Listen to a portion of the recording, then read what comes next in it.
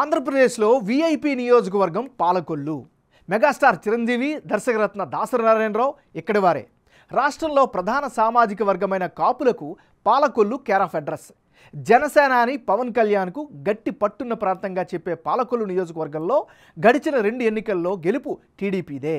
ఒకప్పుడు కాంగ్రెస్ పార్టీకి కంచుకోటైన పాలకొల్లులో ఇంతవరకు వైసీపీ బోనీ కొట్టలేకపోయింది. అంచనాలకు అందని విధంగా తీర్పునివ్వడం ఇక్కడి ఓటర్ల ప్రత్యేకం. మరి ఇలాంటి నియోజకవర్గంలో 2014లో ఎమ్మెల్యేగా గెలిచిన రామానాయుడు 2019 ఎన్నికల్లో వైసీపీ వేవును తట్టుకొని బంపర్ విక్టరీ కొట్టారు. వ్యక్తిగతంగా కష్టించి పనిచేయడంతోనే రెండోసారి విజయాన్ని సాధించారని చెబుతుంటారు. మరి ఇలాంటి నియోజకవర్గంలో రాబోయే ఎన్నికల్లో ఓటర్ల నాడి ఎలా ఉంది, వారి అభిప్రాయం ఏంటి అనేది తెలుసుకునే ముందు 2019 ఎన్నికల ఫలితాలను ఒకసారి చూద్దాం. 2019 ఎన్నికల్లో సత్యనారాయణమూర్తి వర్సెస్ నిమ్మల రామానాయుడు వీళ్ళిద్దరి మధ్య పోటీ జరిగింది. అప్పుడు వైసీపీకి 32% ఓటు షేర్ వస్తే తెలుగుదేశం పార్టీకి 43% ఓట్లు షేర్ దక్కించుకుంది. జనసేనకి 21, ఇతరులకు 4% ఓటు షేర్ వచ్చింది. అంటే 2014 ఎన్నికల తర్వాత మళ్ళీ పాలకొల్లు నుంచే టీడీపీ తరపున బరిలోకి దిగారు నిమ్మల రామానాయుడు.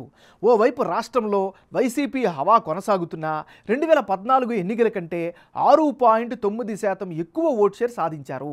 ఇక వైసీపీ తరపున పోటీ చేసిన సత్యనారాయణమూర్తి కేవలం 32% ఓట్లు మాత్రమే సాధించారు.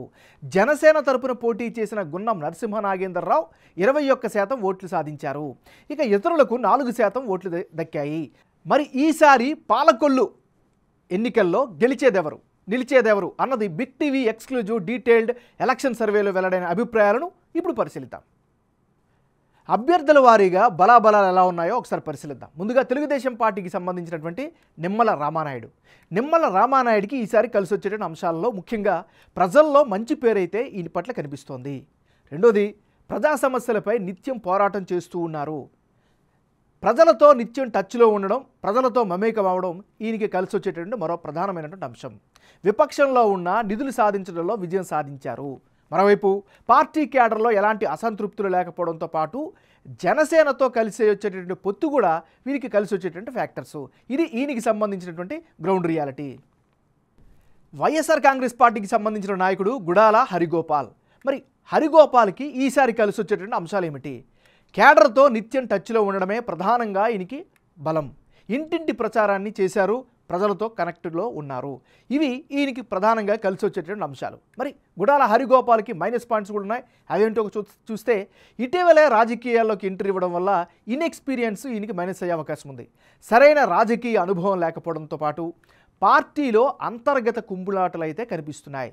ఇక నిమ్మల రామానాయుడుకు సరైన పోటీ ఇచ్చే సత్తా లేదు అనేటువంటి ఒక అభిప్రాయం కూడా కనిపిస్తుంది. ఇది ఈయనకి సంబంధించినంత వరకు ఉండే ప్లస్లు మైనస్లు. పాలకొల్లు నియోజకవర్గంలో ఉండేటటువంటి కులాల వారీగా ఈక్వేషన్స్ ఎలా ఉన్నాయో పరిశీలిద్దాం. ఈ నియోజకవర్గంలో ఎస్సీ సామాజిక వర్గం 26% మంది ఉంటే కాపులు 17%, శెట్టి బలజులు 15%, తూర్పు కాపు 7%, ముస్లింలు 7% ఉంటే క్షత్రియ సామాజిక వర్గం 6% మంది ఉన్నారు. అంటే పాలకొల్లు నియోజకవర్గంలో అత్యధిక జనాభా ఎస్సీ సామాజిక వర్గానిది.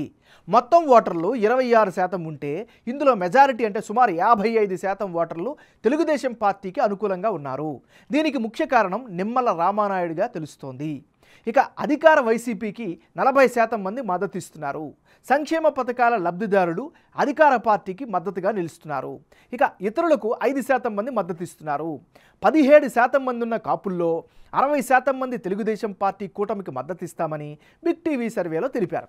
అదే టైంలో వైసీపీకి 35%, ఇతరులకు 5% ఓట్లు వేస్తామని చెబుతున్నారు.